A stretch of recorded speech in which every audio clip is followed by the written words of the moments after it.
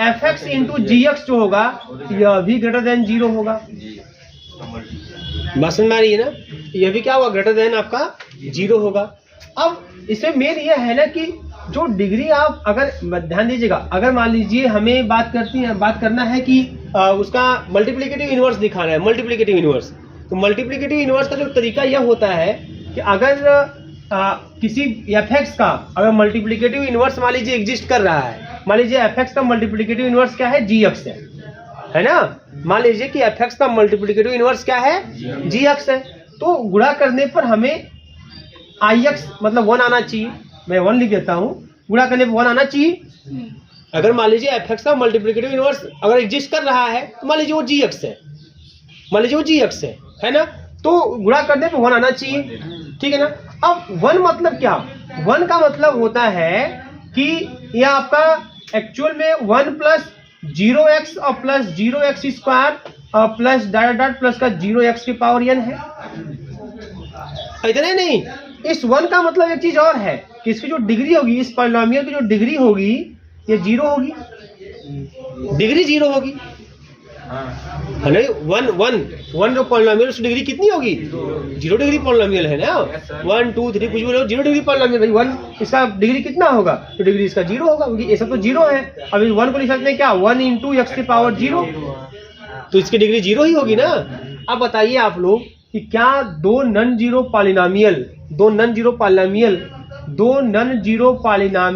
की जो डिग्री, मैं इसकी डिग्री की बात कर लेता हूं चलो, तो ये दोनों का नॉन जीरो पॉलिनोमियल है, तो क्या इसकी डिग्री है ना 0 आ सकती है? नहीं। बोलिएगा, अगर ये नॉन जीरो पॉलिनोमियल है क्या इसकी डिग्री जो है 0 आ सकती है? क्योंकि देखो ध्यान दो, इसकी डिग्री 0 कैसे, मतलब 1 आना चाहिए। F x into g x is equal to 1, तो अगर f x into g x is equal to 1 है तो 1 क्या है? 1 की डिग्री कितनी है? 0 है। तो इसका मतलब कि जब इसके मल्टीप्लिकेशन की भी डिग्री कितनी होनी चाहिए? 0 होनी चाहिए। क्या ऐसा हो सकता है कि दो नॉन जीरो पॉलिनोमियल हो और उसका मल्टीप्लिकेशन करे और डिग्री 0 आए? ऐसा हो सकता है? ये पॉसिबल नहीं है। तो मतलब किसी भी नॉन जीरो, भाई हमारा जो एफ एक्स है, एफ एक्स में अगर कोई भी नॉन जीरो पॉलिनोमियल लेंगे, तो अगर उसका इनवर्स एग्जिस्ट करेगा, तो वह भी नॉन जीरो पॉलिनोमियल होगा। और जब ऐसे को गुणा करेंगे तो 1 आना चाहिए। बात समझ में आ रही है? मतलब ऐसे को गुणा करने पे जो डिग्री है वो कितनी आएगी? 1 से ज्यादा आएगी। लेकिन गुणा करने पे अगर मल्टीप्लिकेटिव इनवर्स है तो गुणा करने पे 1 आना चाहिए, मतलब डिग्री मल्टीप्लिकेशन करने के साथ 0 आना चाहिए। तो दो नॉन जीरो पॉलिनोमियल को मल्टीप्लाई करें और उसका डिग्री 0 आए, पॉसिबल है नहीं है? बोलिए कैसे पॉसिबल है ना? तो डिग्री आप F x into g x, f x जो है नॉन जीरो पॉलिनोमियल है, जी एक्स भी नॉन जीरो पॉलिनोमियल है, और यह बराबर 0 आ जाए, इट इज नॉट पॉसिबल। यह पॉसिबल नहीं हो सकता कि दो नॉन जीरो पॉलिनोमियल हो और उसकी जो डिग्री हो जाए, उसके मल्टीप्लिकेशन की डिग्री हो जाए 0 हो जाए। ऐसा पॉसिबल नहीं। एक 2 डिग्री की पॉलिनोमियल, एक 3 डिग्री की पॉलिनोमियल है, तो मल्टीप्लिकेशन करेंगे तो डिग्री 5 आएगी, 0 नहीं आएगी। बात समझ में आ रही है ना? और लेकिन नियम क्या है कि अगर मल्टीप्लिकेटिव इनवर्स होगा तो गुणा करने पर 1 आना चाहिए। F x into g x, आपको पता है कि दो पॉलिनोमियल, ध्यान दीजिएगा, 2 पॉलिनोमियल बराबर, जैसे F x into g x भी एक पॉलिनोमियल होगा, वो बराबर 1 है, 1 भी एक पॉलिनोमियल है। 2 पॉलिनोमियल अगर बराबर होंगे तो कब होंगे? दोनों पॉलिनोमियल का बराबर है तो पहला एक कंडीशन यह है कि दोनों की डिग्री पहले सेम होनी चाहिए। बोलो, अगर 2 पॉलिनोमियल बराबर मैं कर रहा हूं तो पहला एक कंडीशन जो जरूर उसमें होल होना चाहिए, दोनों डिग्री क्या होनी चाहिए? क्या ऐसा हो सकता है क्या 2 डिग्री का पॉलिनोमियल 3 डिग्री पॉलिनोमियल बराबर हो सकते हैं क्या? नहीं। पहले दोनों पॉलिनोमियल की डिग्री क्या होनी चाहिए? सेम होनी चाहिए। तो अगर एफ एक्स, देखो एफ एक्स का अगर मल्टीप्लिकेटिव इनवर्स मान लीजिए होगा, तो मान लीजिए जी एक्स कोई मल्टीप्लिकेटिव इनवर्स है, तो F x into g x करने पर आपका अगर जी एक्स मल्टीप्लिकेटिव इनवर्स है तो 1 आना चाहिए। तो ठीक है 1 आना चाहिए, लेकिन जब 1 आएगा तो नियमता इसकी डिग्री और इसकी डिग्री सेम होनी चाहिए। तो इसकी डिग्री जब बात करेंगे तो इसकी डिग्री क्या है? पॉजिटिव है। देखो यहाँ पे अगर एफ एक्स और जी एक्स नॉन जीरो पॉलिनोमियल लेंगे तो इसकी डिग्री क्या आएगी? पॉजिटिव आएगी। और इसकी 1 की डिग्री कितनी आएगी? 0 आएगी। तो क्या ऐसा हो सकता है कि f x into g x जो जिसकी डिग्री पॉजिटिव है, पॉजिटिव मतलब 1 2 3 कुछ ऐसा होगा, वो बराबर 0 क्या हो सकता है क्या? 1 is equal to 0 not possible, 2 equal to 0 not possible, ऐसा हो ही नहीं सकता। तो एफ एक्स से अगर आप कोई भी नॉन जीरो पॉलिनोमियल लेंगे, कोई भी नॉन जीरो पॉलिनोमियल अगर एफ एक्स से आप लेंगे, उसका मल्टीप्लिकेटिव इनवर्स आपको नहीं मिल सकता। क्योंकि अगर मिलेगा तो ये चीज़ होना होगा, ये चीज़ होल्ड होना होगा, जो पॉसिबल है नहीं कि ऐसा हो सके कि दो नॉन जीरो पॉलिनोमियल की डिग्री मल्टीप्लिकेशन की डिग्री जीरो बराबर हो जाए, ऐसा हो ही नहीं सकता। तो it is not possible, hence है ना, हेंस बोल सकते हैं कि fx has no multiplicative inverse, fx का कोई मल्टीप्लिकेटिव इनवर्स नहीं है, therefore fx is not a field. ऐसे भी दिखा सकते हैं इस चीज़ को, बात समझ में आ रही है ना। तमाम तरीके अगर चीज़ों को समझेंगे तो आप है ना कई तरीके से उसको एक्सप्रेस कर सकते हैं। ये भी तरीका आपके पास है, बहुत सामान्य तरीका है, वो भी सामान्य तरीका है। हाँ उसी पे, और क्या, वही सब चीज़ें होती है घुमा फिरा के, और क्या करेंगे। जो मैं क्या बोला आपसे कि जो आप पढ़े लिखे हो घुमा फिरा के उसी का यूज करना है इसमें। मैंने पूरा एनालिसिस कल किया तो मुझे साफ साफ समझ में आया कि इस पूरे यूनिट में कुछ भी नया नहीं पढ़ना है आपको। अगर आपके पास पिछला इन्फॉर्मेशन है और 6, 7, 8 में अगर पॉलिनोमियल आपने गुणा जोड़ घटाना सब किया है अच्छे तरीके से, अगर पॉलिनोमियल का आपको कॉन्सेप्ट है, 9 में पॉलिनोमियल पढ़ा हुआ है आपने, पॉलिनोमियल का भाग देना सब कुछ पढ़ा हुआ है, और इंटीग्रल डोमेन फील्ड सबका डिफिनेशन सब पता है, आपको पूरी कहानी पता है, प्राइम एलिमेंट इररेड्यूसिबल एलिमेंट क्या है, सबकी पूरा कॉन्सेप्ट पता है ना, तो यहाँ पे कुछ भी नया नहीं पढ़ना है। उसी को बस उसी कॉन्सेप्ट को खाली पॉलिनोमियल पे चिपकाना है बस, और कुछ नहीं करना है, और सब कुछ ज्यों करते हो। मतलब इसमें अगर आप पिछला सब कुछ पढ़े हैं तो अगर एग्जाम में कुछ नया भी क्वेश्चन आपको दिख जाएगा थ्योरम ना, तब भी अगर थोड़ा सा दिमाग पर जोर डालोगे ना तो कुछ ना कुछ लिख डालोगे, और लिखना बहुत जरूरी है हर क्वेश्चन में, ठीक है ना। चलिए आगे बेटा, तो यह हो गया यूक्लिडियन रिंग वाला हो गया, ठीक है, कोई समस्या नहीं, कर लेंगे, आशा करते हैं आप लोगों से, आशा ही कर सकते हैं। हूँ ना, हेडिंग करिए the remainder theorem, the remainder theorem, the remainder theorem, ठीक है बेटा। देखिए रिमाइंडर थ्योरम में क्या है, रिमाइंडर थ्योरम आपको पता ही होगा, पॉलिनोमियल में रिमाइंडर थ्योरम क्या होता है पता है आप लोगों को, कितने बच्चे जानते हैं पॉलिनोमियल में रिमाइंडर थ्योरम क्या होता है। देखो बहुत सीधी सी बात है, जैसे हम लोग को पता होता है, जैसे आप लोग किए हैं, सब 9th 10th लेवल तक कर चुके हैं। अगर आपको किसी पॉलिनोमियल का फैक्टर पता हो जाए है ना, तो फैक्टर को इक्वल टू 0 कर देते हैं और वही x का मान रख देते हैं, रखने पे जो मिलता है वही बोलते हैं रिमाइंडर है। यही रिमाइंडर थ्योरम है, यही आपको यहाँ पे दिखाना है। बात समझ में आ रही है ना, तो लिखिए इसको, पहले स्टेटमेंट लिख लीजिए, let capital F be a field, let capital F be a field, let capital F be a field, comma A belongs to F, capital F, comma A belongs to F, and small fx belongs to capital Fx, and small fx belongs to capital Fx, small fx belongs to capital Fx। हो गया बेटा, देखिए then fa, small fa है ना, then fa is the remainder, then fa is the remainder, then fa is the remainder in the division of fx, in the division of fx by division of fx by x minus a, small fx रहेगा ना, division of fx by x minus a। मतलब अगर fx जो है, यह capital fx जो आपका polynomial ring है ओवर द फील्ड f है, अगर fx उसका कोई एलिमेंट है, बात समझ में आ रही है, तो ऐसी स्थिति में अगर fx को x माइनस a से डिवाइड करेंगे, x माइनस a से डिवाइड करेंगे, तो x is equal to a रखने पर उस fx में है ना, जो आपको रिजल्ट मिलेगा वही क्या हो जाएगा, रिमाइंडर मिलेगा, वही रिमाइंडर हो जाएगा। बात समझ में आ रही है। तो चलिए यहाँ पे लेट कर लेते हैं बेटा, let small fx and x minus a is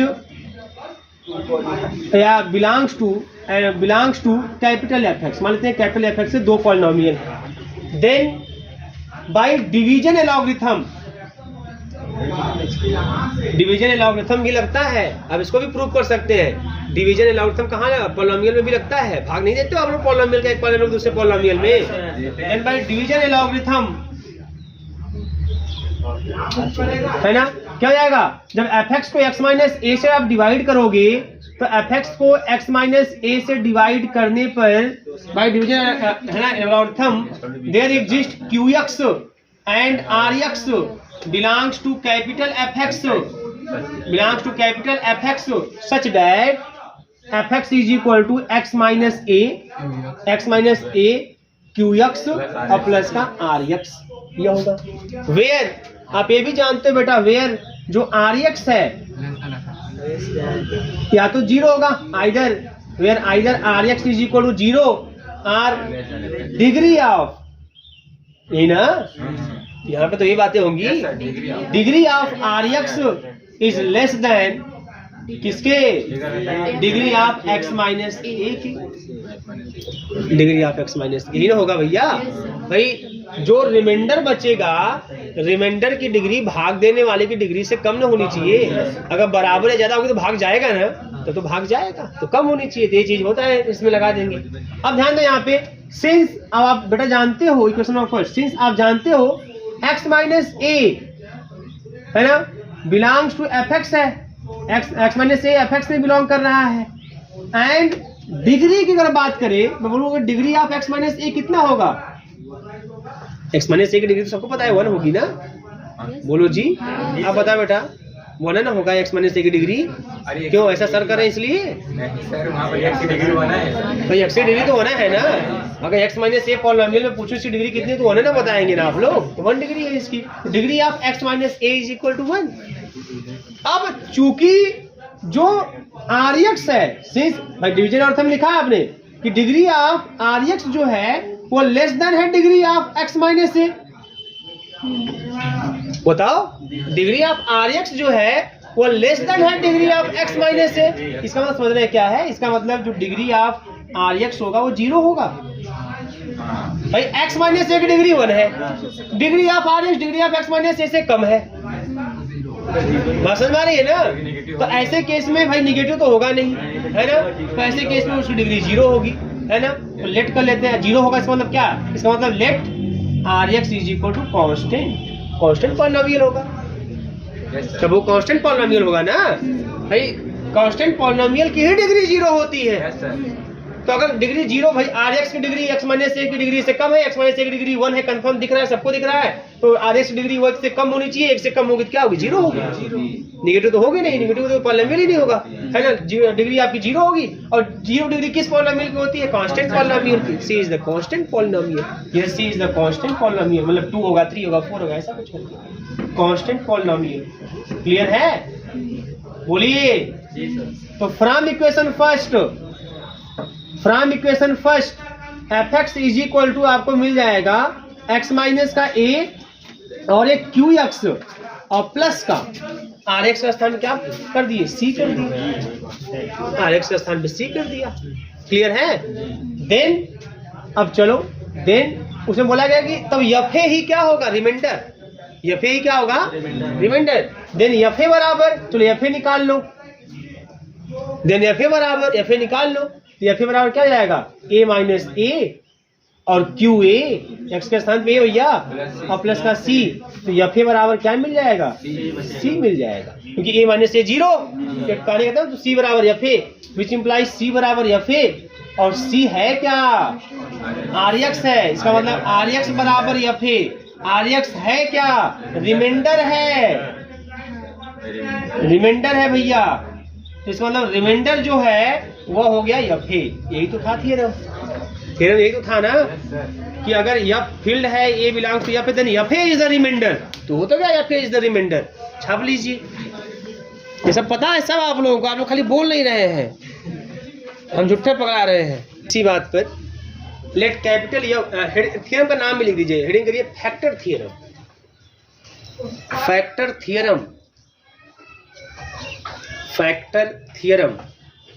let capital F be a field, let capital F be a field, let capital F be a field, ठीक है बेटा, लिखिए कामा A belongs to capital F and small fx belongs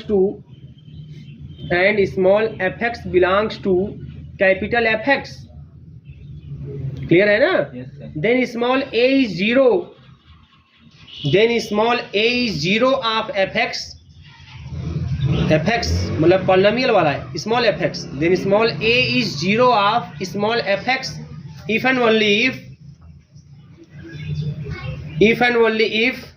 x minus a is if and only if x minus a is a factor of fx। बहुत छोटी सी बात है, x minus a is a factor of fx। किसका factor? fx बताओ जी, लेके कहाँ गया किताब तुम्हारा? अरे तो फैक्टर किसका होगा? स्मॉल एफ एक्स का। अरे कैपिटल एफ एक्स तो सेट है ना, सेट का कौन सा फैक्टर करोगे जी? कैपिटल एफ एक्स सेट है, सेट ऑफ पॉलिनोमियल है, तो फैक्टर आप स्मॉल एफ एक्स की बात। तो देखो यहाँ पे क्या बोला है कि स्मॉल एफ फील्ड का एलिमेंट है, कह रहा है कि small F x belongs to capital F x है, ऐसा है। तब कह रहा है कि अगर क्या बोल रहा है भाई, ये है क्या बोला है? A zero of F x if and only X minus A is a factor of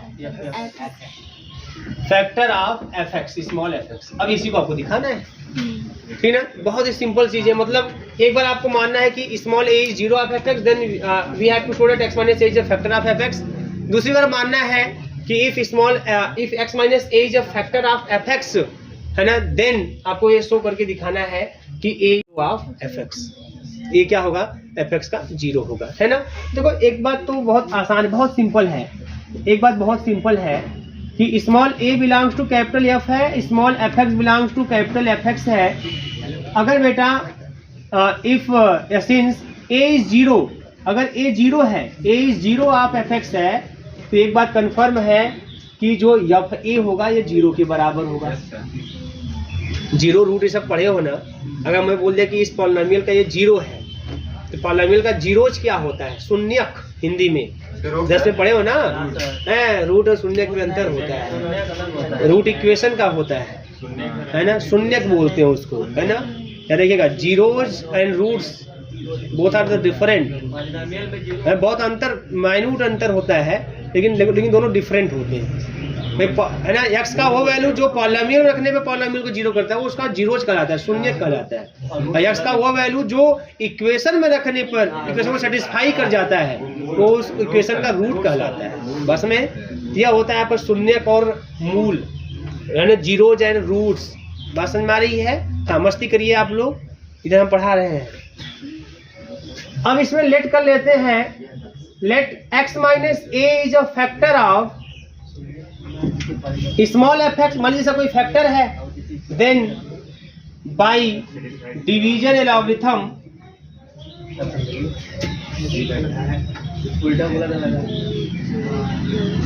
their exist qx and rx belongs to F x such that F x is equal to x minus A Q x और plus का are x. आपको अच्छी तरह पता है, please ध्यान दीजिए, कि f x is equal to x minus का ए और क्यू एक्स और आर एक्स जो होता है वो एफ ए के बराबर होता है by remainder theorem. By remainder theorem r x जो होगा वो एफ ए के बराबर होता है। और चूंकि आप ऊपर ये भी लिखे हैं, कि जो हमारा, अच्छा एक चीज और है, कोई बात नहीं, कि जो a है वो जीरो है एफ एक्स का, तो ऐसे केस में x माइनस का a और क्यू एक्स प्लस का जीरो हो जाएगा। तो ऐसे केस में f x is equal to x minus का a इंटू क्यू एक्स हो जाएगा। अच्छा एक मिनट, हमको का स्टेटमेंट थोड़ा सा फिर से देख लीजिए, स्टेटमेंट कुछ गड़बड़ है। Then F A is remainder है ना, आप लोग ये लिखवा दिए, then a is zero of F x है, ठीक है। If and only if X minus A is a factor of F x, मतलब कि आप ये जो लाइन यहाँ पे है आप मानेंगे यह, लेट ए इज जीरो है ना, यही चीज लाइन है ना, A is zero of F x, then इतना, then we have to show that, तो हमको क्या शो करना है, then we have to show that, इसको यहाँ पे मत काटिएगा, तब इसको लिख दीजिएगा, then we have to show that, ये चीज छूट गया था, we have to show that, क्या शो करना है कि x minus A is a factor of F X. हमें मान लेते हैं कि भाई ये 0 एफ एक्स का है तो एफ इज इक्वल टू 0 हो जाएगा। Then we have to show that x minus A is a factor of F x, then by division out में ये चीज हो गया। अब यहाँ से लिख सकते हैं कि इसका मतलब क्या है कि x minus A is a factor of F x. कितनी बार में कट रहा है, क्यू एक्स बार में, is a factor of F X, factor of F X. ये हो गया। Conversely if and only if है, कन्वर्सली लेट कर लेंगे कि x minus A is a factor of F X, यह है factor of F x, then we have to show that, क्या बात है, then we have to show that a is 0 of, show that a is 0 of F x, that is f of a is equal to 0। 0 होगा तो ये चीज होगा, है ना, f of a is equal to 0 रखेंगे तो 0 आ जाएगा उसमें। पसंद आ रही है। तो सिंस अगर x minus A is a factor है, फैक्टर ऑफ एफ एक्स है ना, then there exist Q X belongs to F x such that, अगर फैक्टर वाइज कुछ बार में काटेगा ना, मान लीजिए क्यू एक्स बार में काट दे रहा है, मान लीजिए क्यू एक्स बार में काट दे रहा है, बात समझ में आ रही है। तो इसको क्या सकते हैं, इसको सकते हैं F x is equal to x minus का ए क्यू एक्स और प्लस का 0 कर दे, कोई फर्क नहीं पड़ता है। अब इसको अगर हम यहाँ पे इस तरीके दिखें 10, तो यहाँ पे R x is equal to क्या हो जाएगा, 0 हो जाएगा। और आप ये जानते हो कि आर एक्स क्या होता है, एफ ए होता है, तो इसका मतलब F A is equal to 0 which implies A is 0 of F X. Note कर लीजिए इसे। देखिए add and multiply the following polynomials, add and multiply the following polynomials over the ring, add and multiply the following polynomials over the ring Z5, add and multiply the following polynomials over the ring Z5, ठीक है। F x is equal to दिया है 3 plus 4x plus का 2x square, और जी x is equal to दिया है 1 plus का 3x plus का 4x स्क्वायर और प्लस का 2x क्यूब, ये दिया हुआ है।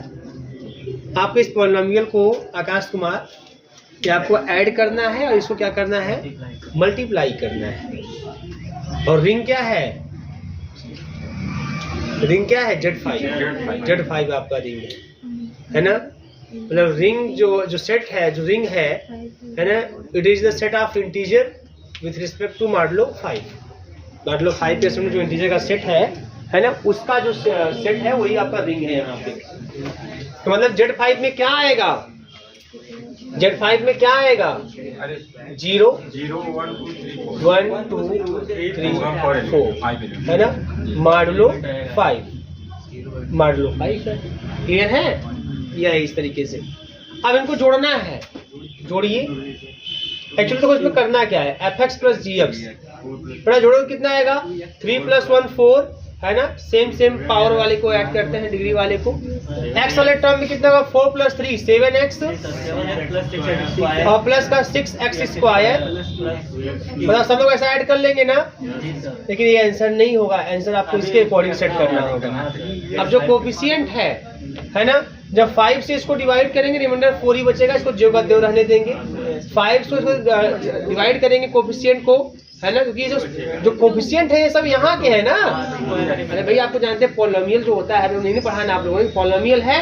अब पॉलिनोमियल में जो कोफिशिएंट है, जो कांस्टेंट है, वह जिसके एलिमेंट होते हैं, है ना, आप बोलते हैं ring over the ring R या ओवर द फील्ड, या वैसे ही बोलते हैं आप। तो यहाँ पे जो कांस्टेंट टर्म है ना, इसमें ये सब कहाँ के एलिमेंट है, Z5 के एलिमेंट है। तो Z5 में 7 और 6 थोड़ी है, वो 7 6 किस रूप में है, तो 7 आपका 2x के है ना, 2 के रूप में होगा। फिर 7 जब 5 से डिवाइड कर रिमाइंडर 2 बचेगा। 6 मतलब x स्क्वायर हो जाएगा और ये 2x क्यूब हो जाएगा। ये आपका आंसर हो जाएगा। जब ऐसा कुछ बोलेगा तो आप ऐड कर लेना, मल्टीप्लाई कर लेना, मल्टीप्लाई करने के बाद फिर आप सबके कोफिशिएंट को देखना, वो कोफिशिएंट इसी सेट का एलिमेंट होना चाहिए।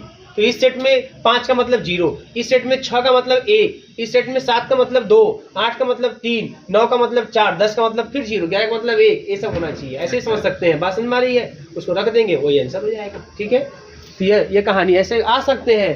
तो कभी कभी कुछ लोग ना भावनाओं में बह जाएंगे, एकदम मस्त है ना, खुश हो जाएंगे गरीब बार इतना आसान ऐड करने के लिए। कुछ लोग बाहर आके भौकाले मारेंगे, अरे बार ये क्या क्वेश्चन दिया था पॉलिनोमियल को ऐड करने के लिए, मल्टीप्लाई करने के लिए, ऐसा कुछ लोग कहते हैं। लेकिन उनको पता होना चाहिए कि इतना मूर्ख नहीं है सामने वाला, है ना, वो जो है सिलेबस उसी अकॉर्डिंग पूछेगा। तो आपको ये देखना है कि क्या रिंग है, रिंग क्या है, बात समझ में आ रही है ना? वो एलिमेंट उसी का होना चाहिए। ये आपको हमेशा एकदम श्योर होना होगा लास्ट में कि जो कोफिशिएंट या कांस्टेंट टर्म दिखाई दे वो उसी रिंग के ही एलिमेंट होने चाहिए। ठीक है ना? जो रिंग में एलिमेंट दिखाई दे वही एलिमेंट कांस्टेंट और कोफिशिएंट के रूप में दिखाई देने चाहिए। यहाँ 7 आया तो 7 तो रिंग में है नहीं, तो 7 रिंग में किस रूप में है? तो 2 के रूप में है। ये चीज है, बात समझ में आ रही है? ऐसे मल्टीप्लाई भी कर लेंगे आप लोग, सामान्य मल्टीप्लिकेशन वैसे ही करेंगे।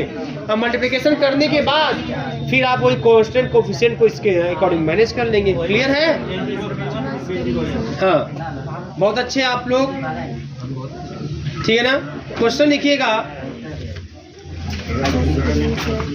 क्या करें?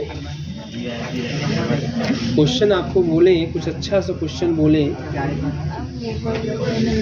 बहुत अच्छे बच्चे आप लोग हेडिंग थोड़ा करो, हेडिंग करो। क्वेश्चन होते रहेंगे इसी तरीके से, तमाम क्वेश्चन आते रहेंगे। अच्छा, जोड़ने घटाने वाला कर लेंगे ना? अच्छा, एक क्वेश्चन लिख ही लो, लिखो। अच्छा, इसको भी लिख लो। तो ये फाइंड ए भवानी, कहाँ जा रहे हो आप लोग? जाइए फिर बात करते हुए कहाँ जा रहे हैं? मतलब देखिए, find all zeros in the finite field. Find all zeros in the finite field of the given polynomial. Finite field of the given polynomial with coefficient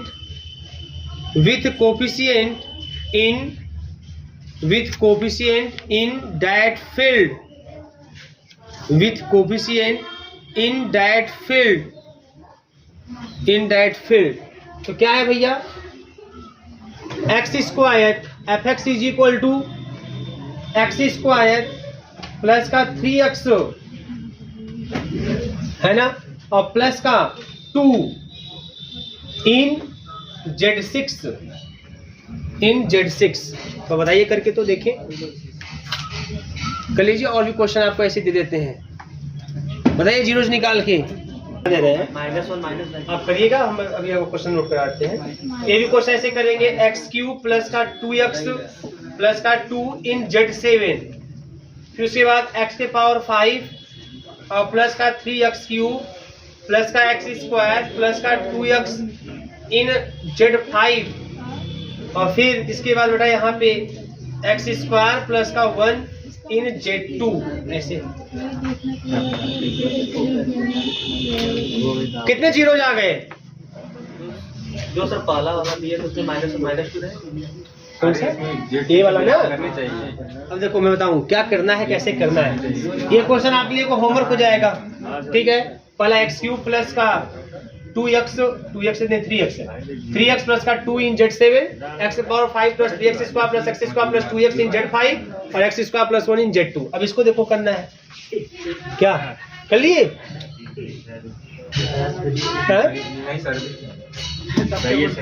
Z6 का मतलब बेटा 0 1 2 3 4 5 मॉडुलो 6। आपको पता है कि इसमें करा है कि जो हमको जीरोज निकालना है इस पॉलिनोमियल का, वो इसमें इन Z6 निकालना है। इन Z6 इसका मतलब इस Z6 में जो एलिमेंट है जीरोज इसी में से कोई होगा। बस समझ ना, जीरोज जो होंगे वह इसी में से कोई होगा, इन Z6 इसी में से। अच्छा, इसमें से जो जीरोज होंगे वो कौन होंगे? इसमें से वे जीरोज होंगे जिसको रखने पर fx की वैल्यू 0 है। तो बारी बारी से पहले f0 रखेंगे, f0 ये क्या है? 0 है। f0 बताइए तो F zero is equal to जाएगा कितना, 0 का स्क्वायर प्लस का 3 इंटू 0 प्लस का 2, कितना आएगा 2 आ गया। बात समझ में आ रही है? तो क्या 0 आया? नहीं आया 0, है ना। इसके बाद F1 निकालिए, F1 क्या हो जाएगा यहाँ पे, 1 का स्क्वायर है ना, अब प्लस का 3 इंटू 1 प्लस का 2, कितना हो गया 6 हो गया। 6 मतलब क्या हो गया मालूम है, मतलब 0 हो गया। बांट लो 6 से ना, भाग भी देना है गधा लोग, भाग भी देना है। F2 है ना, 2 का स्क्वायर और प्लस का 3 इंटू 2 प्लस का 3 इंटू 2 प्लस का 2, कितना आ जाएगा यहाँ पे 4 6 10 तो 12 आ गया, मतलब फिर 0 आ गया, 1 और 2 है ना। फिर F3 3 का स्क्वायर प्लस का 3 इंटू 3 और प्लस का 2, 9 to 11 और 15 ना, 15 ये ना आएगा, बताओ 9 18 20 आ गया ना, 20 आएगा, 20 हो गया, मतलब ये 2 हो गया। F4 4 का स्क्वायर प्लस का 3 इंटू 4 प्लस का 2, 16 12 28 तो 30 ना, 0 हो गया, बोलो। और यह F5 तो 5 का स्क्वायर प्लस का 3 इंटू 5 प्लस का 2, 25 और 15 40 तो 42, 6 7 42 0। बस नहीं, तो जीरोज कौन कौन होंगे, जीरोज 1 होगा, 2 होगा, 4 होगा, 5, 4 जीरोज मिलेंगे इसके, इस पॉलिनोमियल के 4 जीरोज हैं, किसमें, इन Z6 दो चीज से 2 प्राइम होता है, वही होता है प्राइम, ऐसे 2 प्राइम, जैसे चीज से 2 प्राइम ये सब है आ रहे हैं तो। अच्छा ए प्राइम की बात कर रहे हैं, 1 6 2 6 और 4 6 5 6, हाँ करेक्ट है, ठीक है, वो प्राइम होगा, है ना, को प्राइम ना। जैसे यहाँ देखो कहने वाले उसका क्या मालूम है कि 1 जीरोज है, क्योंकि 1 और 6 आपस में को प्राइम है ना। 2 आपका जीरोज है क्योंकि 2 और 6, लेकिन ये कहाँ है, फंस गया, मास्टर घबरा गया, है ना। ये ठीक है, तो हम लोग सोच रहा है, तो हम लोग चेक कर लिए, लेकिन को प्राइम डिफरेंशियल लिखिए let fx is equal to, let fx is equal to x cube plus का 2x प्लस का 4 and gx is equal to 3x plus का 2 इन Z5x, इन Z5x, ठीक है। Determine the quotient and remainder, determine the quotient and remainder upon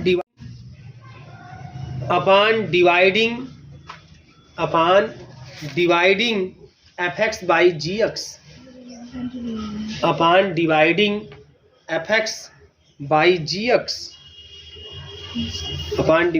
fx by gx, ठीक है ना।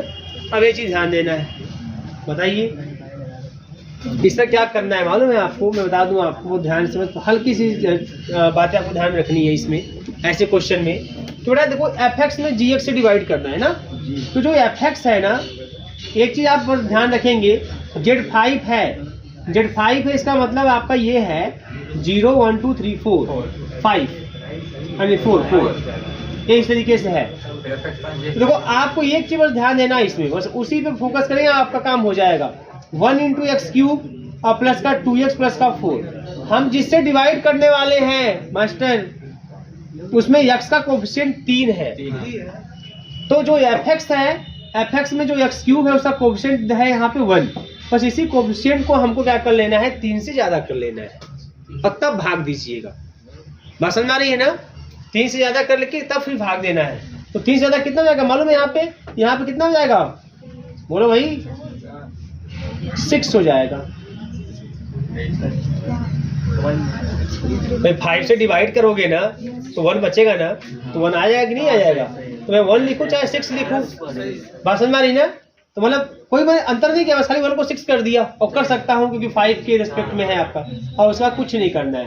अब इसको डिवाइड करिए, अब 6x² को जैसे डिवाइड 6x³ और प्लस का 2x प्लस का 4 और आपको 3x + 2 से डिवाइड करना है। बात समझ में आ रही है। अब आपको ये डिवाइड करने में बड़ी आसानी होगी, बात समझ में आ रही कि नहीं आ रही है। डायरेक्ट करते तो आपके पास समस्याएं आती, लेकिन अब ऐसे करने में आपको समस्या नहीं आएगी। ठीक है, अब बताइए करके कितना आ रहा है परसेंट और कितना आ रहा है रिमाइंडर। देखें तो भाग दे लेंगे ना आप लोग। हाँ कह तो रहे हैं, आगे भगवान है जाने। अरे हम सब तेज हैं, आप ही कह रहे हैं। हाँ तब तो दिक्कत है।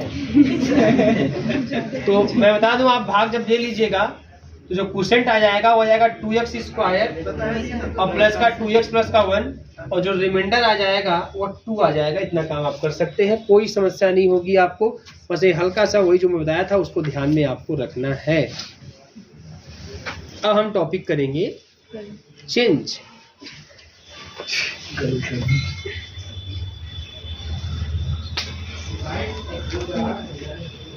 अभी मेन टॉपिक की तरफ हम लोग बढ़ रहे हैं अपने। +2 आएगा रिमाइंडर इसका, हैं रिमाइंडर कितना है? कोसेट में लाना कोशिएंट जिसका है 2x²। ये लिखा तो हूँ 2x² प्लस का 2x प्लस का 1।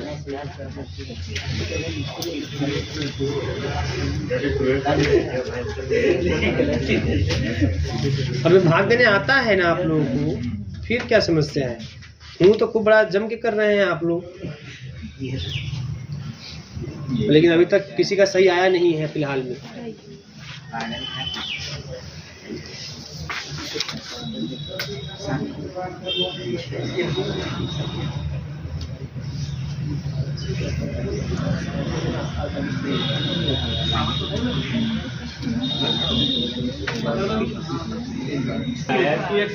टू एक्स स्क्वायर गुणा कर लीजिए इसका 6x³ और प्लस का 4x² माइनस माइनस यही ना, माइनस का 4x² यही ना, प्लस का 2x प्लस का 4 यही ना, ठीक है ना।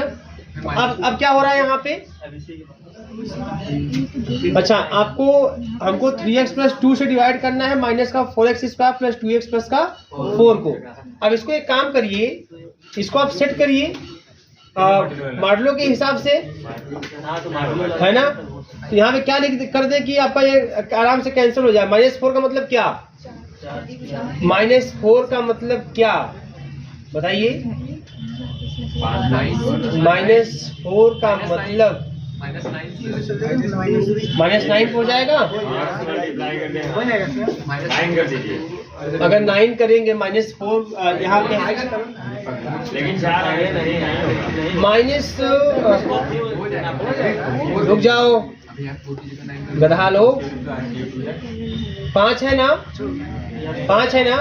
तो इसको अगर मैं ऐसे लिख दूं, -4 है, मैं इसको कर दूं 5 है हमारे पास, तो -4 को सेट करना है आपको।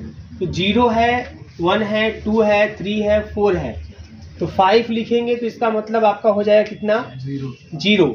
ठीक है, अगर हम -1 लिखेंगे इसका मतलब क्या हो जाएगा, -1 का मतलब क्या हो जाएगा, -1 का मतलब क्या, -6 कांग्रुएंस माइनस का 6 कर देंगे, कितना जाएगा भाई, 5 हो जाएगा ना। अब मॉडलो 5, जैसे ध्यान दीजिएगा, जैसे 1 को हम क्या लिख सकते हैं, 1 को लिख सकते हैं 5 और 6, तो 1 कांग्रुएंस 6, ध्यान दीजिएगा मॉडलो 5, तो ये होना चाहिए सर, डिवाइड होना चाहिए। जैसे हम 2 को क्या लिख सकते हैं, 2 को लिख सकते हैं हम लोग यहाँ पे 7, तो 2 है ना कांग्रुएंस 7 मॉडलो 5 है ना, -5 से डिवाइड हो जाएगा ना। हाँ। तो क्या दिक्कत है। अब ऐसे इसको ये भी लिख सकते हैं, अब सिमेट्रिक तो होगा करता है ना कांग्रुएंस वाला, तो 1 कांग्रुएंस 6 लिखे जाए, 6 कांग्रुएंस वाला कोई दिक्कत तो है नहीं। तो -1 कांग्रुएंस -6 हो गया, तो -2 कांग्रुएंस रहेगा तो क्या लिखेंगे, -7 मॉडलो 5 कटना चाहिए, कट जाएगा ना, भेजेगा उधर, प्लस का 7 में से तो गया 5, 5 से 5 कट जाएगा। इसी तरीके से बेटा माइनस का 3 अगर है तो कांग्रुएंस -8 मॉडलो 5 और माइनस का 4 है तो कांग्रुएंस माइनस का 9 मान लो 5। तो यहाँ मैं माइनस 9 लिख सकता हूँ, माइनस का 9 एक्स स्क्वायर और प्लस का 2x और प्लस का 4। अब कितनी बार? तो माइनस का 3x, आंसर गलत था क्या भाई? माइनस का 3x टाइम जाएगा, माइनस 3x टाइम अगर लेके जाएंगे तो क्या जाएगा? माइनस का 3x इंटू 3x करेंगे तो माइनस का 9x स्क्वायर और माइनस का 6x हो जाएगा, है ना? रुक जाओ, प्लस का बाद में भी कर सकते हैं। यहाँ पे प्लस हो गया, प्लस हो गया, ये कैंसिल हो गया, कितना हो गया यहाँ पे? 8x और प्लस का 4। अभी क्या होगा? अब 8 है तो 5 से डिवाइड कर दीजिए ना। अब 8 को हम लिख सकते हैं 3 ले सकते हैं, 3x प्लस का 4, है ना? अब कितनी बार ले जाइए? एक बार ले जाइए। तो जब एक बार ले जाएंगे तो क्या मिल जाएगा यहाँ? बताइए यहाँ कहाँ पे? ठीक है सर, ठीक है, एक बार ले जाओ, 3x प्लस का 2 हो गया, ये माइनस से माइनस, ये कैंसिल, 2 रिमाइंडर हो गया। देखो यहाँ पे तो रिमाइंडर हमारा हो गया 2 और क्वोशिएंट हो गया 2x स्क्वायर माइनस का 3x और प्लस का 1।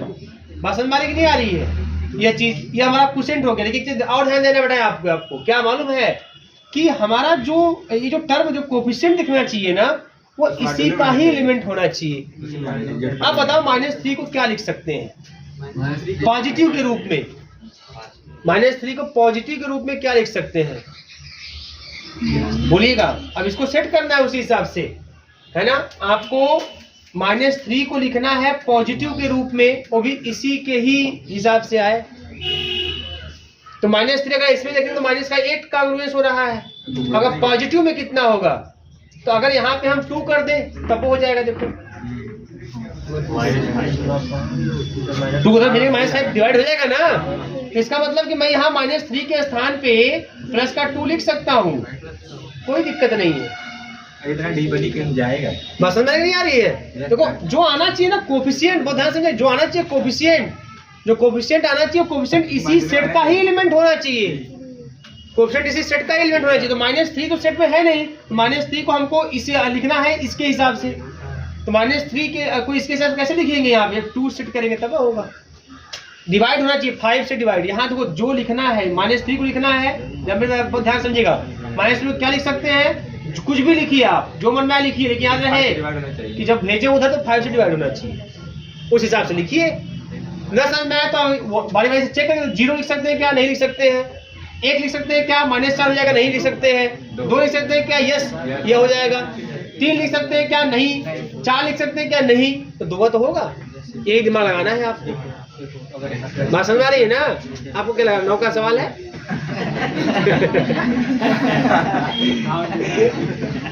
अरे एक काम करो, एक और बोलते हैं ना, नहीं बड़ा इंटरेस्ट। हाँ, इसको कर लीजिए अपने हिसाब से आप।